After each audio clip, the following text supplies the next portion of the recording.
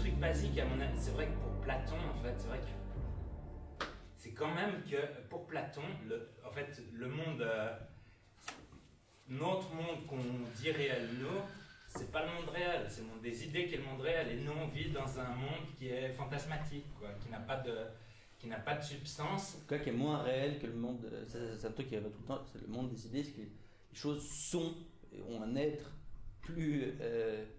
Disons qu'ils sont plus véritablement. Voilà. Il y a une réalité plus grande. Et pour la raison que justement les idées sont éternelles, tandis que tout ce qu'on voit dans ce monde, même les objets, va être destiné à Voilà. être de la poussière. C'est ça. C'est vrai. Les principaux trucs qu'il faut garder en tête. Maintenant, on peut commencer. Bah, tu lis toi. Merci. Alors, sur l'intellect et les intelligibles, sur l'intellect et que les intelligibles ne sont pas hors de l'intellect et sur le bien. Mais en fait, sur le bien, on n'aura pas. C'est la première partie.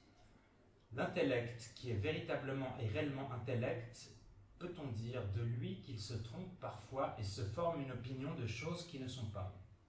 Ouais, juste là, il faut s'arrêter. On a parlé de Platon, mais je vais revenir sur les néoplatoniciens, sur Plotin en tout cas, qui lui considère que voilà, il y a trois hypostases. Il y a l'intellect, l'âme et le. Pardon. Et le 1. Et le 1, bah, voilà. Est-ce que c'est qu'il y a le 1 d'abord? Le 1, l'intellect et l'âme. Le 1 est tout en haut. Et puis les intelligibles, c'est. Voilà. Et puis en fait, les intelligibles et l'intellect, c'est le monde des idées, c'est une et la même chose. Voilà. Ce qui n'était pas évident pour Platon. Alors ça, c'est un truc qui est nouveau par rapport. Et puis ça, c'est une question. Nous, on a chacun notre âme, notre intellect, qui participent d'une certaine manière de ces hypostases, mais qui ne sont pas, ils sont aussi parfaits ou bien aussi réels que le truc. Là, quand il parle de l'intellect, il parle justement de cette chose transcendante. Elle continue. Donc, est-ce que l'intellect peut se tromper? En aucune façon. Car comment pourrait-il encore être intellect s'il était inintelligent? Donc l'intellect intellige.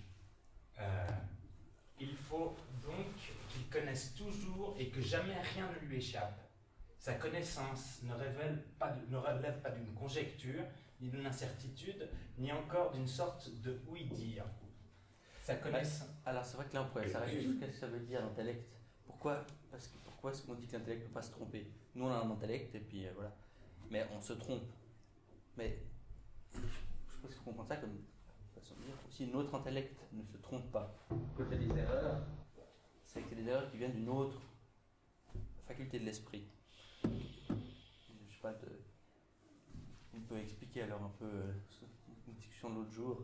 Qu'est-ce que c'est la différence entre les différents, enfin, disons les facultés de l'esprit? On pourrait dire qu'il y en a principalement deux, qui seraient l'intellect, le nous, et l'intelligence discursive, c'est la dianoia. Voilà. Et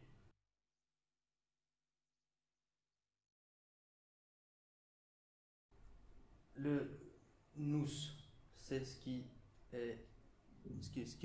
nous apparaît directement, disons, voilà, qui est clair de soi-même.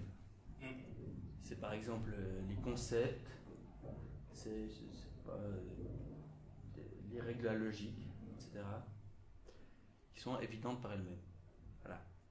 Et puis le fait d'avoir un acte d'intelliger, par exemple, voilà, d'intelliger quelque chose, et ben, d'intelliger n'importe quel concept ou bien liaison de logique, ça ne peut pas se tromper. S'il y a une erreur, c'est dans la partie discursive, c'est-à-dire celle où on essaie de faire des raisonnements. Voilà. Mais ouais, ça vous paraît clair. À part ça, c'est vrai que les gens qui font pas de philo, c'est pas fort. Enfin, j'ai l'impression qu'ils ont aussi, enfin, c'est dans la culture populaire et dans la culture non philosophique, la différence entre l'âme et l'âme. T'as pas parlé de l'âme encore, non? L'âme, c'est. Tu as parlé de la dianoïa et de. Voilà. C'est un message, je dirais que c'est les deux facultés. L'âme, c'est pas une faculté de l'esprit. Ouais, exactement. Dianoïa, l'âme, la différence entre l'âme et l'esprit. Ouais. Ça vous parle pas? Parce que c'est vrai que c'est une vieille différence, mais peut-être les gens qui sont pas religieux, ça leur parle. Tu dirais? Déjà, les deux mots ont la même étymologie, mais des différentes. Je crois que anima et spiritus, les deux, si on arrive à l'origine, ça veut dire le souffle. Voilà. Comme le mot nous qui apparemment voilà, et le mot psyché aussi. Le mot nous aussi? Il me semble. Ok. Mais par contre. Mais alors voilà, mais explique-nous la différence entre âme et esprit. Ben, en fait. Mais ça, on n'a pas déjà dit ici, en fait, non? Ouais. Alors explique-nous toi, la différence entre Non, l'âme et mais l'esprit. il y avait quelque chose comme l'âme, c'est moins important que l'esprit, puis que l'esprit, c'est ce qui se dégage du corps et qui est supérieur, et puis que. Je peux pas. Je sais plus. Ouais, après, c'est vrai que moi, j'aurais bien aimé avoir une authentique réponse naïve sur la différence entre l'âme et l'esprit que je ne suis pas capable de donner parce que je ne sais pas vraiment. Mais par exemple, les gens qui sont dans les trucs ésotériques, ils parlent beaucoup. C'est pour ça que je m'étais dit, peut-être tu saurais à travers Moi, je sais tes pas. accointances. Pour moi, Mais- l'âme, ça représente le corps en entier, tout ce qui est nos organes, tous nos trucs, l'âme entière de nous-mêmes. Et Ouais, l'esprit, je pense. ça partage que ce qui se passe dans notre tête, ce qui est imagination, ce pensée, etc. Alors que l'âme, pour moi, c'est le corps entier. Après, je sais pas. Ah, mais ça, C'est très bien. c'est du Aristote, ça. C'est qui t'a appris? Mais on arrive pas à Toi, Basile encore. chercher une question naïve. Si tu veux juste. Parce que tu n'utilises pas les deux mots différents. Pas déjà, tu utilises ces mots. Esprit et âme. Oui. Rarement âme, parce que c'est un peu. Mais oui. Mais comment tu dirais, comment tu comprends la différence? Mais l'âme, c'est que je suis très empreint de culture chrétienne, je la verrai dans la un peu la façon. J'ai pas une grande connaissance du catholicisme, mais dans la vision un peu catholique du truc. C'est-à-dire? Ce serait quelque chose qui nous habite. Hein, enfin, pour moi, l'âme, c'est ça. Enfin, ce serait différent de l'esprit dans le sens où on est plus dans l'ordre du sentiment, je pense, sur l'âme. Quelque chose Le qui fond nous dépasse intérieur, et un puis peu, je c'est sais pas. Je sais pas, moi, pour moi, c'est un peu notre fond intérieur. Bien dit. C'est vrai que l'âme, c'est les sentiments quand même. Hein. L'âme, c'est ce qui donne vie aussi. C'est ce qui donne vie. Hein. Ouais, on dit quelqu'un qui n'a pas d'âme. On dit pas quelqu'un qui n'a pas d'esprit. Qu'il a rendu l'âme. Hein. Ou qu'il a rendu l'âme. Ouais. Mais moi, ce qui me semblait, tout d'un coup, j'ai pensé un truc marrant, c'est que âme, c'est quelque chose dont on affirme que ça n'existe plus. Tandis qu'esprit, peu de gens affirment ça. D'ailleurs, il y a la philosophie de l'esprit. On peut se demander, c'est vrai que c'est une question. Quelqu'un qui dirait que l'âme n'existe pas, ça, il a l'air tout à fait rationnel. Quelqu'un qui dit que l'esprit n'existe pas, ça, on ne voit pas ce qu'il veut dire. Ouais, ben c'est les éliminativistes. C'est ça, voilà. Mais en gros, c'est vrai que l'âme, en fait, a quelque chose. Enfin, tous les deux ont un truc sacré d'ailleurs. L'âme, c'est vrai qu'il y a ça, c'est que l'esprit, ça a à voir avec les actes cognitifs, le fait de comprendre les choses, d'avoir une activité intellectuelle, et puis l'âme, c'est ce qui donne vie, c'est ce qui est. Donc il y a les sentiments et tout ce qui est plus quand même charnel, quoi. En fait. Bah, moi, l'âme, puis pour il y moi, a c'est cette- que ouais. la personne, elle dégage en fait. Peut-être un peu l'énergie que la personne dégage serait plus dans l'âme que dans l'esprit. C'est vrai. Ouais, tout à fait. Mais c'est vrai que ça correspond plus. Et maman qui lève la main. Oui. On n'entend pas. Ah voilà, je t'entends bien, je t'entends. Là, vous m'entendez? Oui. Oui. En fait, ça fait un petit moment que je sais parler. Ah En bon. fait, ce serait pas aussi la différence entre les émotions et puis la raison? Ouais, Ça peut être ça, oui. c'est vrai. Sauf que pour nos platoniciens, en fait, la raison, elle serait plutôt de l'ordre de l'âme, en fait. Mais bon, je pense que Et moi, c'est. instinctivement, je dirais plutôt les émotions de l'ordre de l'âme et puis la raison de l'ordre de l'esprit, instinctivement. Ouais, ouais. Oui, oui, c'est ça, c'est ça. Ouais. Ouais. Aussi. Bon, un truc qu'on peut. On essaie maintenant, mais je pense qu'on est assez proche des termes grecs, parce qu'on des termes en question, c'est psyché, nous, ou voilà, disons, voilà, pour l'esprit, on peut utiliser différents mots qui, je pense que, j'ai dit dianoïa, dans le contexte non philosophique, et ben, on comprend la même chose. Attends, ouais. Mais voilà. Mais ce qu'il y a, c'est que pour Platon, Aristote et pour les néoplatoniciens, ils ont quand même une. Je pense que c'est valable pour tous, en tout cas pour les néoplatoniciens, que l'âme, c'est quelque chose qui se trouve en dessous de l'esprit, et que l'esprit, c'est ce qui est juste en dessous du principe suprême.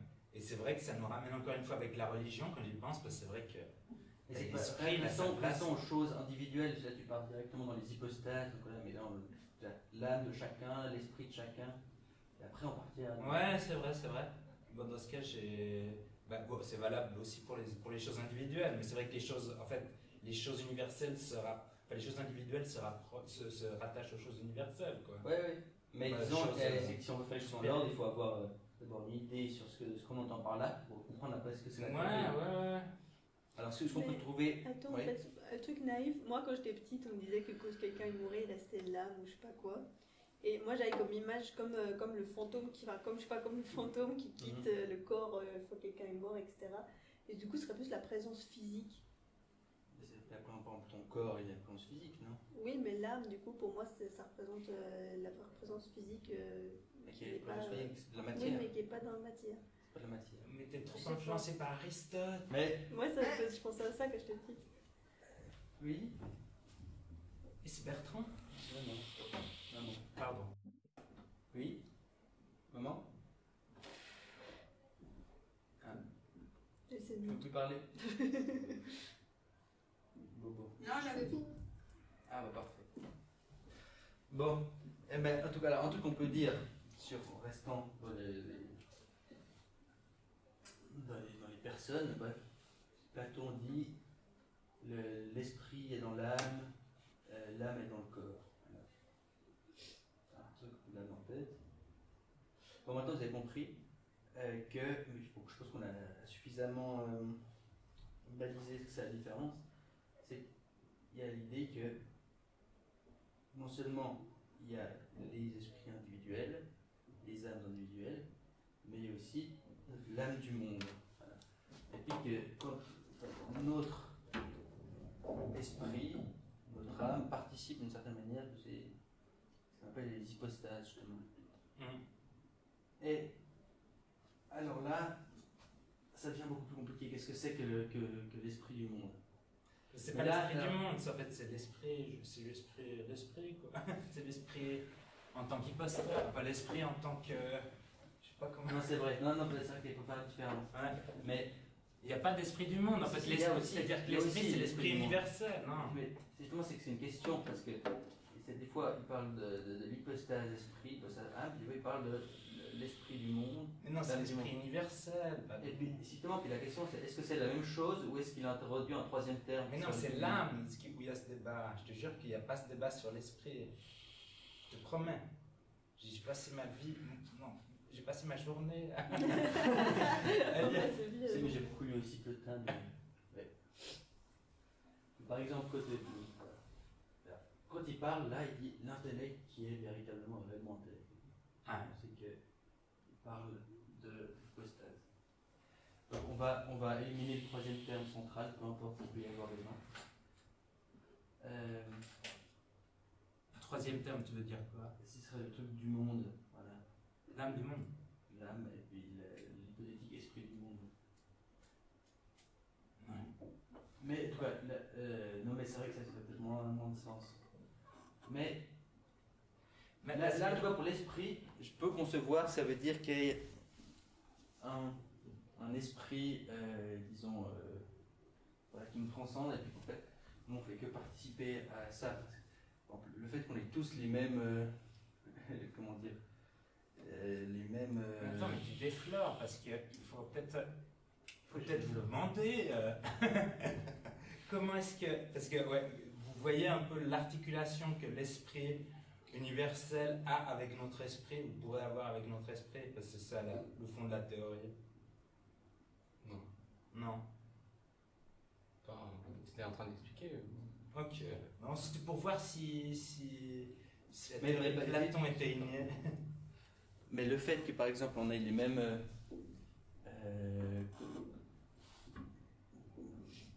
quand je fais un raisonnement bien fait, qu'on comprend l'articulation, l'articulation est évidente pour tout le monde. Voilà. Et c'est surtout aussi, disons que, par exemple, c'est pour ça que je dis que c'est une solution, par exemple, au problème anachronique, certes, mais quand même problème des universaux. Voilà, la question, c'est comment est-ce que on peut, comment dire, se mettre d'accord sur les mêmes choses, quoi, notamment pour les choses qui ne sont pas évidentes, comme la beauté.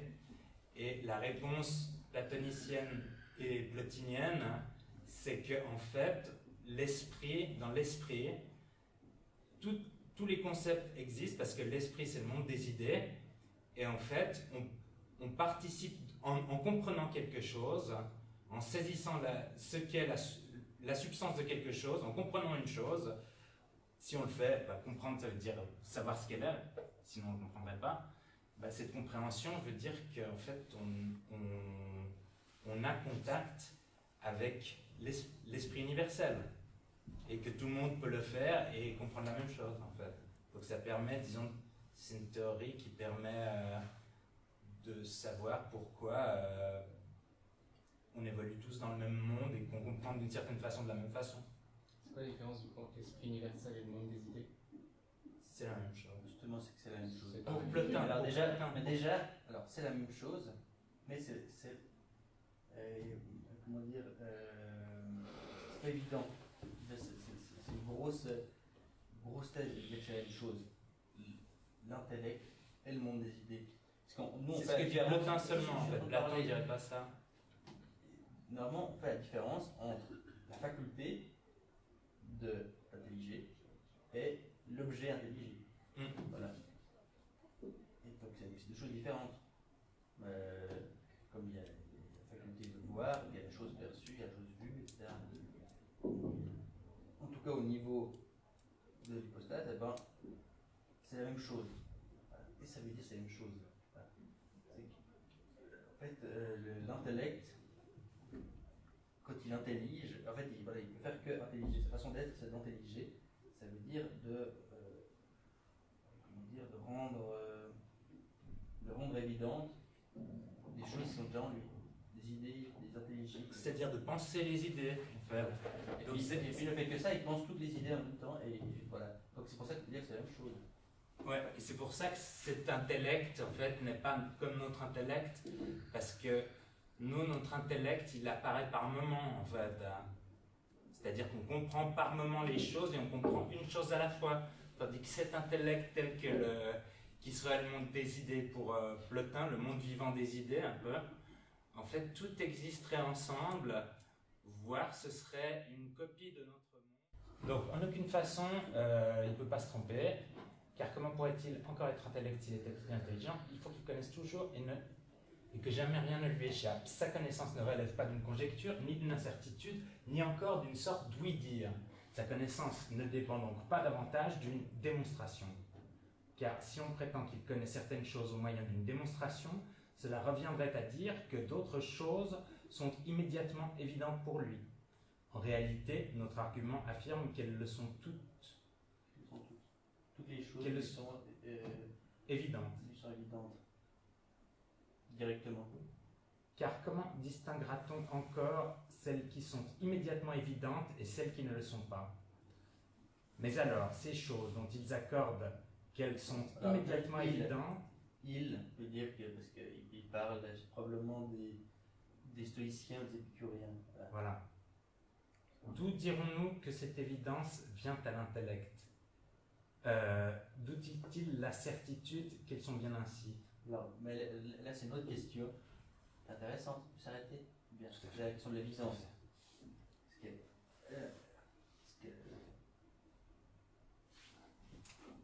nous pose des questions. Première chose qui nous sont évidentes, on a constitué une science complète avec. On essaie de se dire, mais d'où vient tout. Ça se base sur quelle chose évidente,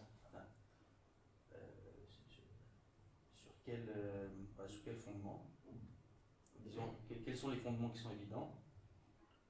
Et c'est vrai qu'aujourd'hui, on a tendance à dire c'est les observations empiriques. C'est ça qui est évident. Que quand je vois quelque chose, et puis c'est parti de ça que je construis. Sensation. Ouais. Et lui, il dit non, c'est pas ça. C'est première chose qui nous est évidente, et la seule chose qui nous est évidente, c'est les choses qui sont comprises, qui sont intelligées. Voilà. Et puis quand on a une sensation, elle vient probablement, elle nous est évidente par le biais de facultés intellectives. Et pas directement. Voilà. Ce qui nous est évident, c'est pas la sensation, mais c'est la compréhension, on pourrait dire. Ce qui est assez. Assez forte. Voilà. Ouais, c'est quelque chose qui nous ramène à l'année passée un peu. Voilà. Avec quoi? Avec Hegel. Mais peu importe. Mais aussi, ce que ça implique, c'est quand même que les stoïciens et les épicuriens sont des gens qui sont matérialistes et qui croient dans la matière, et donc les platoniciens sont leurs ennemis, quoi, en fait, bien qu'ils ont des rapports communs.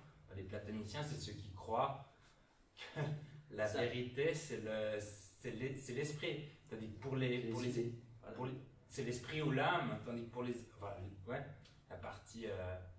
la partie spirituelle de l'être humain, tandis que pour les stoïciens et les épicuriens, surtout pour les épicuriens, c'est vraiment des gens qui sont un petit peu comme les matérialistes d'aujourd'hui. En fait, c'est vrai que c'est quand même deux tendances qui existent dans toute l'histoire de la philo, non? Pas besoin de faire des grandes généralités, mais en tout cas. Oh, j'insiste, moi ça me fait plaisir. En tout cas, c'est vrai que. Mais maintenant on parle de sensations, on parle pas forcément de matière.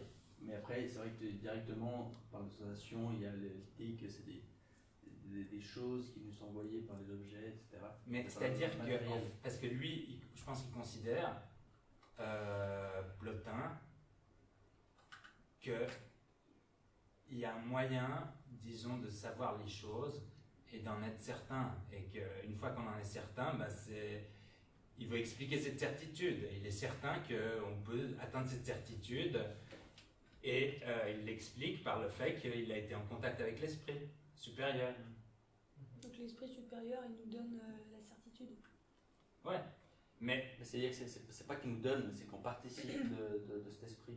Ouais, c'est-à-dire qu'on l'atteint, en fait. Okay. Tu vois, quand une idée s'éclaircit et qu'on a l'impression de l'avoir comprise, ça veut dire que tu as un peu touché l'esprit supérieur. On s'est touché, lui et moi, et même que je pense qu'il dirait même qu'on est devenu l'esprit. Parce que, disons, tu vois, en fait, on a participé à cette autoconnaissance du monde qui existe dans l'esprit. Tu vois? Mais le monde, c'est pas disons, c'est quelque chose de différent que l'esprit, c'est une autoconnaissance du monde. Parce que le monde est extérieur à l'esprit. L'esprit. Parce que justement, ça relève aussi quand même, parce qu'il y a un caractère épistémique assez fort là-dedans, en fait. C'est-à-dire que c'est par le monde des idées qu'on comprend le monde. Quand on comprend quelque chose, c'est qu'on a eu le contact avec l'esprit, qui est la vérité, en fait. C'est la vérité. C'est pas de la murge, j'espère. C'est Madé. Bon, continuons alors. Mais après, oui, il y a autre chose, c'est le côté sans inférence, sans démonstration. Voilà. Que l'esprit, possède sans démonstration. Ouais. Et c'est la dimension épistémique Je comprends ça, que quand tu... je que comprends quand- aussi ce que tu dis. Que Oui. tu dis que tout ce qui importe, c'est l'intellection, l'auto-intellection de, comment dire, du nous, et puis que c'est par là que les choses comment dire, sont. Et oui, c'est sûrement, Ouais. sûrement ça. Quand on est- Mais quand c'est on est pour en ça que les contact choses sont avec- réellement dans le monde des idées, mais dans le monde, il y a quand même une différence. Voilà. Mais tu Ça, vois, ça, si ça, tu n'est connais pas un de- objet, ça veut dire que tu le connais complètement. Oui, d'accord, Tel d'accord. qu'il Mais est. si tu le connais, mais après, je parle de l'être, des choses dans le monde. Mais c'est pareil, il y a Mais une non, c'est pas la même conjonction chose. entre le savoir et l'être là-dedans. Bon, et la vie même. Parce que l'intellect aussi, c'est la... Disons que c'est aussi un truc, c'est paradoxal parce qu'il dit que ça bouge pas et que c'est éternel, parce que c'est, comment dire, c'est respectable, quelque chose qui est éternel, et quelque chose qui ne bouge pas, parce que ça, comment dire, il y a la vénérabilité de l'éternité et puis de la fixité par rapport à ce qui bouge et ce qui change. Et donc, à ce titre, il y a une espèce de, comment dire, de contradiction à laquelle on est forcément confronté. C'est-à-dire que si toutes les vérités du monde incertain dans lequel on est, du monde sensible, sont là-haut, ben, ça veut dire qu'il y aura aussi le mouvement, quoi. Alors qu'on a dit que le mouvement n'était pas là, ça veut dire qu'il y aura aussi la mort et le côté éphémère de la vie. Donc ça, c'est un paradoxe qui existe et qui revient souvent dans Plotin. Il dit souvent que c'est la vie, je sais plus, il dit la vie divine, il dit des choses comme ça. Et il dit aussi qu'il est en mouvement et qu'il n'est pas en mouvement. Et c'est aussi un truc que j'ai lu dans le 31 où effectivement on souligne, les commentateurs attitrés soulignent ce genre de paradoxe. Non, mais c'est vrai que. Oh bah, je sais pas, peut-être que Plotin comment dire, qu'il n'a pas tout à fait départagé, qui nous a pas tout à fait départagé dans ses traités, c'est une façon de voir les choses. De dire quand même que le monde réel, le monde pas réel, le monde quotidien, Ici-bas. le monde d'ici-bas, c'est quelque chose de différent que le monde intelligible. Oula, que juste que de lui dire ça, ce serait. Je sais pas. Mais en tout cas, je pense qu'il sont d'accord avec ça. Peut-être que c'est en contradiction avec d'autres théories. Mais... Ouais. Non, mais il y a beaucoup de contradictions, effectivement. Donc, peut-être que. Voilà. Car même si l'on concède que ces données subsistent dans les substrats sensibles, les substrats, les supports sensibles, c'est ce qui comment dire, qu'on perçoit. les objets, les choses qu'on voit ici-bas. Dont la sensation permet la saisie. C'est une image de l'objet que l'on connaît au moyen de la sensation. Et la sensation ne saisit pas l'objet lui-même, car celui-ci reste extérieur. On ne saisit que, voilà, par la sensation, on ne saisit qu'un fantasme. C'est pas la seule chose même. Ça, c'est les arguments pour dire que ce qui est évident par soi, c'est pas la sensation, mais c'est la compréhension, l'intellection. Comment donc l'intellect qui connaît, c'est-à-dire celui qui connaît les intelligibles, les rencontrera-t-il s'il les connaît comme différents de lui? Comment donc l'intellect qui connaît, c'est-à-dire celui qui connaît les intelligibles? Et ça revient à notre discussion, quoi, que l'intellect n'est pas seulement les choses, enfin il est les choses se sachant elles-mêmes Ouais, c'est une question poétique, ça, on est d'accord. Qui est éthique, non. Comment donc l'intellect qui connaît, c'est-à-dire celui qui connaît les intelligibles, rencontrera-t-il s'il les connaît comme différents de lui? C'est pas possible. Donc il les connaît comme étant lui. C'est ça qu'il dit. Voilà, C'est une question poétique. Et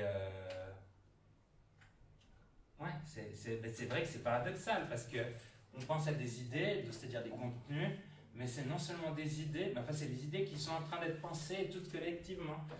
Et donc voilà, quoi. Après, c'est un truc impensable en fait. Hello.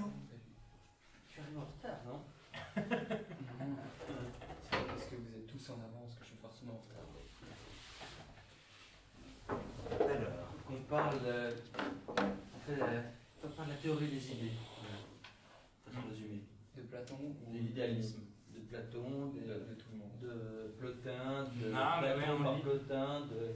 Mais ouais, non, mais c'est quand même ce texte qu'on lit où en fait il dit que en gros les intelligibles sont dans l'intellect, enfin au plus près, et que l'intellect, c'est-à-dire l'intellect, qu'est-ce que c'est aussi l'intellect? C'est le monde des idées de Platon, il dit que c'est la même chose, hein, et que le monde des idées intellect, universel, c'est en fait toutes les idées qui sont toutes pensées en même temps. Pas un truc tout là-haut. Et ce qui est marrant aussi, c'est que disons on n'avait pas dit ça avant, mais je crois, enfin, je sais pas s'il le dit là-dedans, mais c'est un truc important, c'est qu'il y a donc la création, enfin la création du monde et le fonctionnement du monde, ça fonctionne par un ruissellement depuis le monde des idées et puis au-dessous le 1 qui permet au monde des idées d'être, qui fait que ça tombe vers l'âme, qui est un petit peu le médiateur entre le monde des idées et le monde d'ici-bas, et qui fait que les choses descendent et s'incarnent dans la matière et deviennent des vraies choses en sortant de tout ça, et puis que la réalité en retour regarde le monde des idées avec passion et s'en nourrit, et se nourrit aussi du 1 qui est derrière le monde des idées, qui est sous-entendu dans le monde des idées. On va continuer la lecture. Ouais. Car il peut arriver qu'ils ne les rencontrent pas. Et par conséquent, qu'ils ne les connaissent pas, ou qu'ils les connaissent seulement lorsqu'ils les rencontrent, auquel cas il n'en aura pas toujours la connaissance. Donc la question c'est comment l'intellect connaît les intelligibles. Et il dit qu'ils ne peuvent pas être hors de lui-même. S'ils disent que l'intellect et les intelligibles sont liés de quelque sorte... Et alors justement, c'est justement le contraire. Quoi? L'intellect particulier, il semble qu'il pourrait arriver qu'il ne rencontre pas l'idée qu'il essaie d'intelliger. Ou alors qu'il ne rencontre pas toutes les idées. Comment... Car il peut arriver qu'il ne... Mais ça, en fait, c'est... Justement, c'est pour ça que voilà. Ben, il peut arriver, ça c'est une hypothèse qui pourrait arriver si les intelligibles n'étaient pas dans l'intellect, non? Je pense. Par rapport à ta question aporétique, c'est la suite de... Oui, mais d'accord. Non, mais c'est pas une question de si c'est dans l'intellect ou pas, alors que ça c'est déjà posé. Mais... Ben, s'il les connaît comme différents de lui, c'est dans ce cas qu'il peut arriver qu'il ne les rencontre pas. Non? Et par conséquent, tant qu'ils ne les connaissent pas. Ou qu'ils les connaissent seulement si... C'est quelque chose qui est vrai, ça. C'est pas dans la continuation de... Parce que c'est le cas que l'intellect peut ne pas rencontrer les intelligibles. Non, mais je pense que s'il dit ça, c'est parce qu'il fait l'hypothèse que l'intellect pourrait se comporter de la même façon que nous par rapport aux objets externes que l'on pourrait connaître ou ne pas connaître. Mais je pense que là encore, ça va peut-être devenir notre grande discussion. Tu penses que j'imagine... Peut-être j'imagine ça, mais c'est pas seulement une question de lecture. C'est toi, tu veux comprendre tout ce qui est dit sur le monde intelligible comme étant identique à une sorte d'identité entre l'intellect, l'hypostase, et l'intellect, comment dire, particulier. Oui, c'est le cas. Mais non, parce que justement, l'intellect hypostase, lui, il ne peut pas arriver qu'il ne rencontre pas. Ce serait faux. C'est vrai cette phrase, il peut arriver qu'il ne les rencontre pas seulement pour les intellects particulier. Non, moi je pense pas. Mais regarde, est-ce que c'est... Pourquoi il dirait ça? Il peut arriver qu'il ne les rencontre pas. Est-ce que c'est une phrase qui est valable pour l'intellect hypostase? Non, c'est pas valable. Mais s'il le dit, c'est que c'est valable pour quelque chose. Alors c'est valable pour l'intellect particulier. Il peut arriver qu'il ne rencontre pas les intelligibles. Il faut le lire. Mais non, c'est toi qui perçois mal l'agencement. Regarde, il peut arriver qu'il... Regarde, tu as la question aporétique. Comment donc l'intellect qui connaît, c'est-à-dire celui qui connaît les intelligibles, les rencontre-t-il s'il les connaît comme différents de lui? Euh, c'est tous les intellects. C'est parce que notre intellect participe de cet intellect quand il intellige. Mais simplement, oui, alors, simplement, maintenant, il y a deux choses, il y a deux questions différentes. Il y a la question, est-ce que les intelligibles sont déjà dans l'intellect? Alors ça, c'est vrai pour l'intellect hypostase et pour l'intellect particulier. Mais la question de ne pas arriver à rencontrer l'intelligible, ça c'est valable seulement pour l'intellect particulier. non, il suit l'hypothèse absurde, c'est-à-dire la question aporétique qu'il posait, à savoir que l'intellect, que les intelligibles seraient à l'extérieur de lui. Et il fait cette hypothèse, une fois qu'il a posé cette hypothèse, il ajoute, il continue l'hypothèse en disant que si les intelligibles étaient hors de lui, ben, il ne pourrait pas les comprendre, comme quelqu'un qui voit des objets externes et qui peut ne pas comprendre ce qu'ils sont. Ce serait un conditionnel si c'était ça. C'est un indicatif. Ce serait pas forcément un conditionnel. Moi, il me semble que c'est comme ça que je le comprends. Bon, continuons. S'ils disent... On continue. ok. S'ils disent que l'intellect et les intelligibles sont liés, de quelle sorte de lien s'agit-il? Voilà. Donc ça, c'est toujours là, les gens qui pensent qu'ils sont liés, mais qu'ils ne sont pas... que les uns ne sont pas dans l'autre. S'ils disent, donc ils continuent, ils parlent des gens qui disent que les intelligibles sont hors de l'intellect.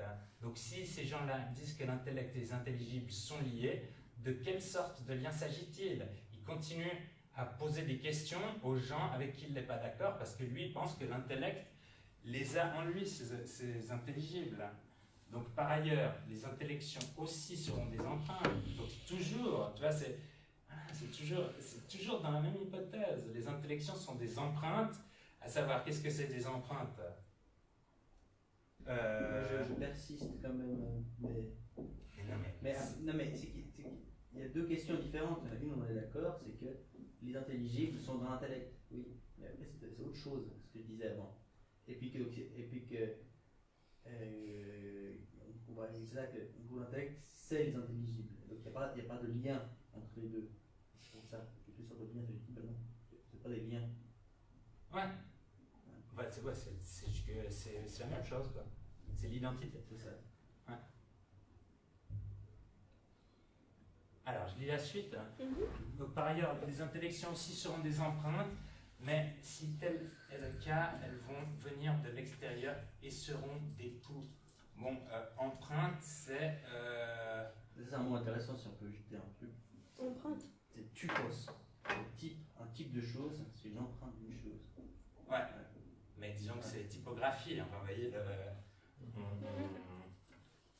on imprime quelque chose, une forme sur une cire, et c'est en fait la façon dont beaucoup de gens, dont les stoïciens, voient les sensations. C'est-à-dire que quand je vois quelque chose, c'est comme s'il y avait l'empreinte de cette chose qui se faisait dans mon œil, en fait, et de la même façon avec un son. Ouais. Non, mais moi, ce que je voulais juste dire par rapport à l'empreinte, c'était quand même la sensation, donc cette théorie, et cette théorie, l'empreinte et la théorie de la sensation des stoïciens, c'est quand même aussi, donc c'est leur critère, en fait, de vérité. En fait, pour eux, le principe de vérité vient de la sensation. Donc, en fait, disons que c'est toujours par rapport à leur polémique sur est-ce que la réalité est constituée d'abord par le monde sensible ou d'abord par le monde des idées, quoi, pour situer disons, c'est quand même la querelle qui est mise en scène, quoi, aussi. Mais je veux dire, je veux pas... Mais juste parce qu'on parle d'association, donc il faut comprendre ce que lui pense. Oui, mais je sais pas exactement ce qu'il pense ça par rapport à l'œil. Puisqu'on ne sait pas exactement ce qu'il pense, ben on peut se dire qu'il pense ce que pense Platon. Peut-être. Alors. Et puis, ouais, et puis l'empreinte aussi, ça a l'avantage, disons, d'expliquer et la sensation, et puis aussi, ça permet aussi de t'expliquer aussi la mémoire, tu vois, en fait. Parce que l'empreinte, elle reste, quoi, aussi. Mais là, c'est important, quoi. L'intellection ne procède pas par une empreinte, c'est ça. Voilà. Ouais, que ça disons, parce que les stoïciens, ils vont dire que, voilà, tout l'esprit, en fait, c'est juste... c'est quelque chose qui, petit à petit, à force d'avoir beaucoup de choses qui ont été imprimées, tu vas faire des généralités, et puis tu vas penser des idées comme ça. C'est comme ça qu'ils expliqueraient les choses. C'est-à-dire que pour Platon, c'est l'inverse. Bon, je recommence en haut. Je commence tout en haut. Par ailleurs, les intellections aussi seront des empreintes. Mais si tel est le cas, elles vont venir de l'extérieur et seront des coups. Comment s'imprimeront les intellections et quelle en sera la figure? Dans la mesure aussi où il y a des idées qui n'ont pas de forme et que pourtant on conçoit. Il n'y aura d'intellection que ce qui est extérieur, comme pour la sensation. En quoi l'intellection sera-t-elle différente de la sensation, sinon parce qu'elle saisit des objets plus petits? C'est ça, parce que ça dirait que les empreintes et pas les objets.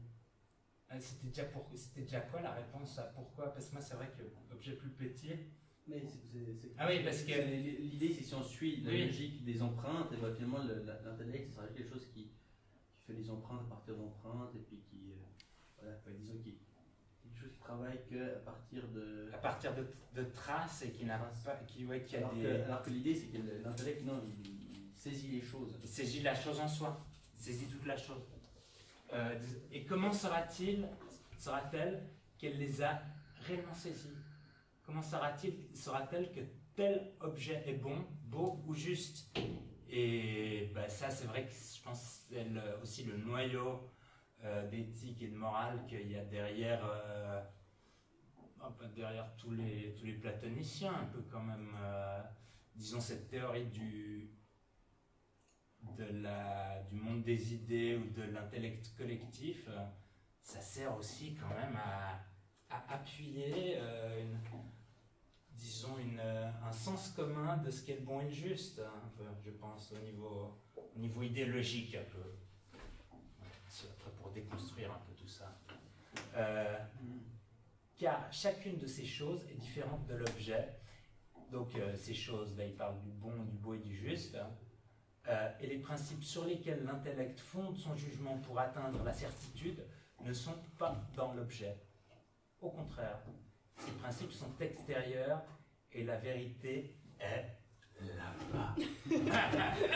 Ça, c'était un des punchlines de ce texte. La vérité est là-bas. On finit le texte comme ça, on avance un peu. Pour une fois, comme si on Ah oui, il pouvait est lire là. un texte. Ensuite, ça peut parfaitement discuter. Tu peux lire derrière toi? Je peux lire, moi? Oui. Ensuite, soit les intelligibles n'ont conscience de rien et ne participent ni à la vie ni à l'intellect, soit ils sont un intellect. Si on un intellect, s'ils ont pardon, un intellect, les intelligibles et l'intellect sont alors ensemble. La vérité est en lui et cet intellect est le premier intellect. Nous ne demanderons à son propos de quelle sorte est la vérité qui se trouve en lui. Pas si l'intelligible est la... Quoi? Puis. Je vois rien, mec, je suis désolée. Ça jouche. J'ai loupé une ligne. Ah, t'as déjà dit pas ou puis. Ah, pardon. Voilà. Et du coup, je suis où là? Puis si l'intelligible et l'intellect se trouvent simultanément dans la même chose, alors qu'ils sont deux réalités différentes, ou bien s'il en va autrement. Si les intelligibles sont privés d'intellection, et s'ils sont sans vie, en quoi sont-ils des êtres? Car ils ne sont certainement ni des propositions, ni des axiomes, ni des disciples. Je sais pas c'est quoi Ici, c'est une chose qu'on peut dire. D'accord. Puisqu'ils ne feraient d'emblée qu'énoncer quelque chose à propos d'autre chose et ne seraient plus eux-mêmes les réalités qui sont. On dit par exemple, ce qui est juste est beau, mais le juste et le beau sont distincts de cet énoncé.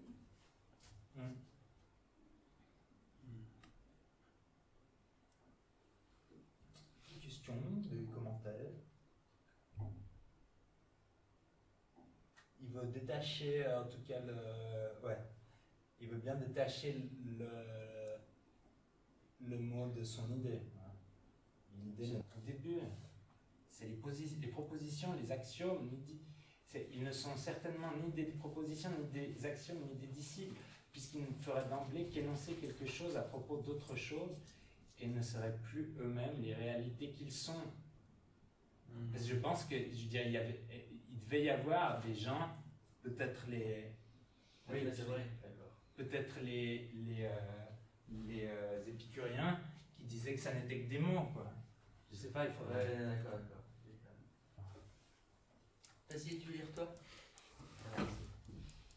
Et s'ils disent que le juste et le beau sont des réalités simples et séparées, il s'ensuit d'abord que l'intelligible ne sera ni une unité, ni même dans une unité, mais que chaque intelligible sera séparé. Où et en quel lieu auront-ils été dispersés? Ensuite, comment l'intellect, en courant à la ronde, pourra-t-il entrer en contact avec eux? Comment pourra-t-il être au repos? Ou bien, comment demeurera-t-il dans le même lieu? De manière générale, quelle figure ou quelle empreinte recevra-t-il? Là, je pense qu'il polémique aussi, il évoque ces caractéristiques qui sont celles de l'intellect, bien qu'elles peuvent être contredites. Mais déjà que c'est une bonne, si on prend ça, et si on prend comme contre-argument au fait que l'esprit c'est juste un ramassis d'empreintes, bah non, il y a quand même des fois l'esprit qui est au repos et puis des fois qui n'est pas au repos. Donc si c'est juste un ramassis d'empreintes, bah, les empreintes seront toujours les mêmes choses. Puis qu'il y a des fois les intellections, il n'y en a pas. Moi, il me semble, quand je lis ça, J'ai l'impression qu'il peut l'être. Normalement, parce que ce qui me semble, mais peut-être je me trompe là, mais de ce qui me semblait, il dit ça parce que la caractéristique de l'intellect, c'est de ne pas avoir de mouvement. Ouais. Et disons qu'officiellement, parce que ça peut être autre chose quand on regarde de près, et que donc l'intellect, ce serait ridicule de l'imaginer en train d'essayer de se renseigner, de faire des raisonnements, d'aller chercher l'intelligible quelque part, en fait. Hein. J'ai l'impression que c'est ça ce qu'il dit. Ou que ce serait ridicule qu'il aille se balader, qu'il ne soit pas dans le même lieu, parce qu'il devrait nécessairement se balader si les intelligibles sont quelque part, quoi. Alors que je pense qu'il est nulle part et que les intelligibles non plus et qu'ils sont simplement un concept qui est ensemble et qui est la même chose. Tu as raison, tu as raison. Je continue? Attends, t'as à moi. À moins que l'on ne dise que des intelligibles, qu'ils sont comme des statues faites d'or ou bien d'un autre matériau, fabriquées par un sculpteur ou un peintre. Mais s'il en est ainsi, l'intellect qui les contemple sera sensation. Et pourquoi, parmi de telles réalités, celle-ci sera-t-elle la justice, alors que celle-là sera autre chose? Mais l'objection la plus importante de toutes, la voici. Si l'on va jusqu'à accorder que les intelligibles sont extérieurs et que l'intellect les contemple en tant que tels, alors nécessairement, l'intellect ne saisira pas la vérité des intelligibles et se trompera sur tous les intelligibles qu'il contemple. Car les réalités véritables, ce sont les intelligibles. Par conséquent, l'intellect les contemplera sans les posséder et, dans une connaissance de ce type, n'en saisira que des images. Aussi, puisqu'il ne possède pas la réalité véritable et qu'il ne saisit que des images de la vérité, l'intellect ne possédera que le faux et rien de vrai. Donc, s'il sait qu'il possède le faux, l'intellect admettra qu'il n'a aucune part à la vérité. Mais s'il ignore cela et qu'il croit posséder une vérité qu'il ne possède pas, l'intellect s'éloigne plus encore de la vérité, puisque le faux en lui est redoublé. C'est pourquoi, en effet, je crois qu'on trouve dans les sensations non pas la vérité, mais l'opinion, parce que celle-ci est réceptive et que de ce fait, elle est opinion. Ce qu'elle reçoit est une autre chose, et ce dont elle tient ce qu'elle reçoit en est encore une autre. Ouais. La fin, ça. Ouais, j'ai fini. Si donc il n'existe pas de vérité dans l'intellect, un intellect de ce genre ne sera ni la vérité, ni véritablement un intellect, ni un intellect du tout. Mais la vérité ne sera pas non plus ailleurs. C'est marrant, avant le. Soit la vérité, soit elle est dans l'intellect, soit elle n'est pas. Ouais. Mais c'est marrant parce que la page 2, ça se terminait par la vérité est ailleurs, non? Ouais. Ouais, mais, Non, elle là-bas, ça veut dire Et là-bas, là-bas, mais ça veut dire ouais, là-bas. là-bas dans l'intellect, parce qu'on parlait justement de comment dire, de sensation. Là-bas, c'est ailleurs. Ouais. Mais c'est compliqué dans le texte de savoir quand est-ce qu'il pose des questions ou qu'il affirme quelque chose et quand est-ce qu'il parle en son nom ou qu'il expose la théorie des autres. Mais là, la dernière page est plus claire que le reste. C'est déjà ça. Bah, ça va, parce qu'il y a en général la troisième personne du pluriel quand il parle des autres. Ils disent, bah après, quand il pose des questions, c'est vrai que des fois, c'est un peu difficile de savoir si c'est des questions, comment dire, des vraies questions, des questions rhétoriques, etc. Il y a une question en fait qui est posée. Ah non, Ah non, oui, pardon. non, là, dans le. Il y a Il n'y a juste pas du de bruit, je crois. manifestation. Il y a juste du bruit. Ok. Manifestation. Bah voilà quoi en fait, c'est vrai que. Bon, on peut revenir au début alors. Mais Revenir au début, ça veut dire revenir Au monde des au idées. monde des idées. Ah. Est-ce que ça vous a convaincu s'il y a que les idées, alors deux choses alors, qu'il y a des idées et que ces idées sont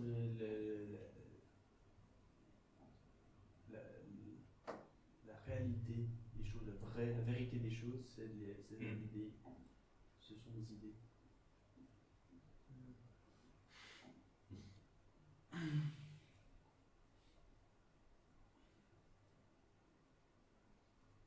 En tout cas, on a bien compris, si on n'a pas été convaincu, il y a plusieurs concepts qui sont assez clairs maintenant.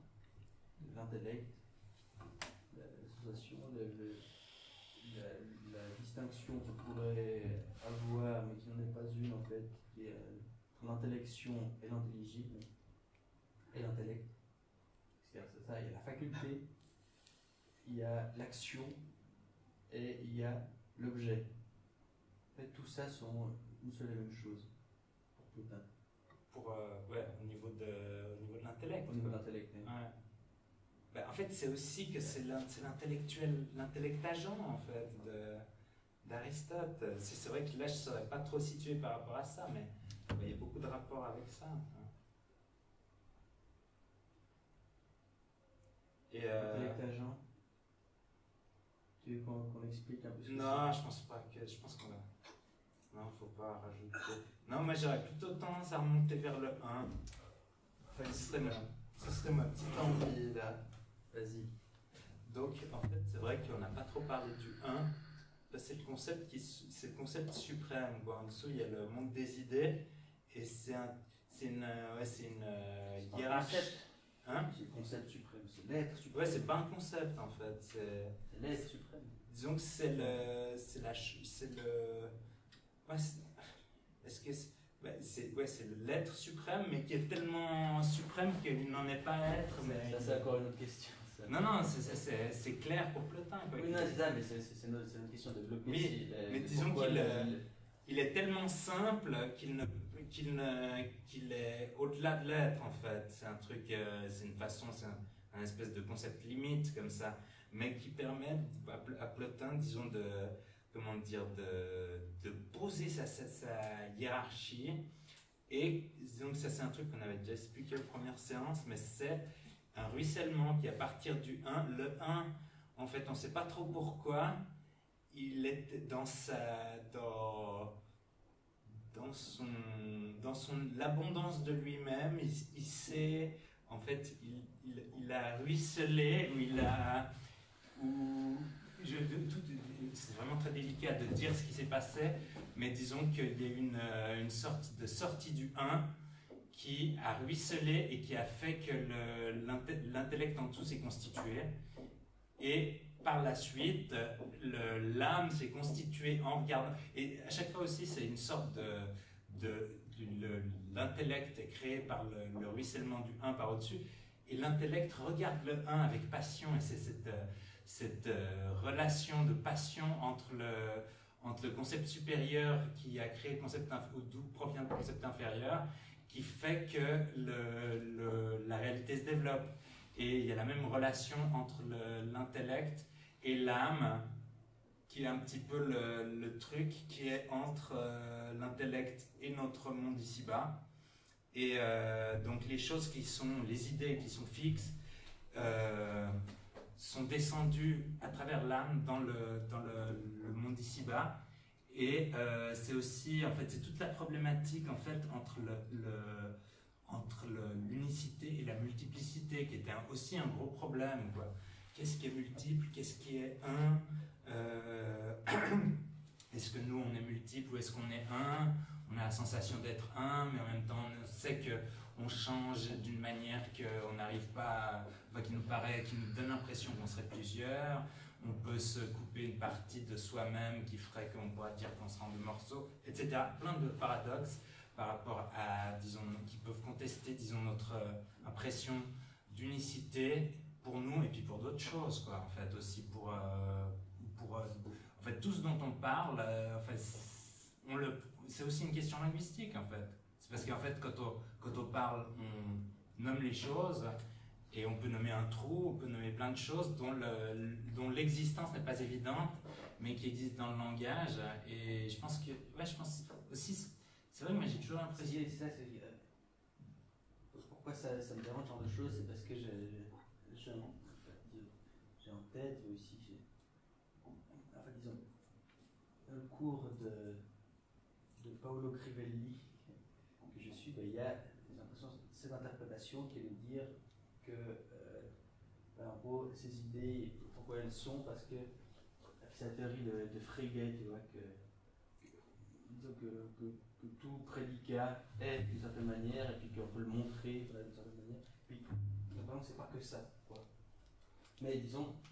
Moi, je sais plus ce exactement c'est, à part qu'il était platonicien. Moi je me souviens juste qu'il était platonicien, mais comment il était platonicien, je sais pas. C'est que disons que. Mais c'est qu'il parle d'existence de tous ces. Mais il croit que aussi les nombres existent indépendamment de. Oui, mais gros, tout existe, mais c'est pas trop ce que ça veut dire qu'ils existent. Ouais. Ça aurait pu dire qu'ils n'existaient pas. Voilà. Alors que là, il y a vraiment des thèses plus fortes. C'est pas seulement qu'ils existent parce qu'on peut les nommer, les montrer, etc. Mais ils ont une existence extérieure, etc. qu'il faut bien sentir. Tu dis. Ouais, non, mais dans le temps, tu dis. Dans cette tradition. Ouais. Le Frege, c'est peut-être juste pour. Parce que ça l'arrange de dire que ça existe pour une question logique. À mon avis, c'est ça, c'est comme ça que c'est les choses. Pour ces petits arrangements, cette construction théorique. Et puis, sur les Platon, c'est quand même pas pour faire du Frege.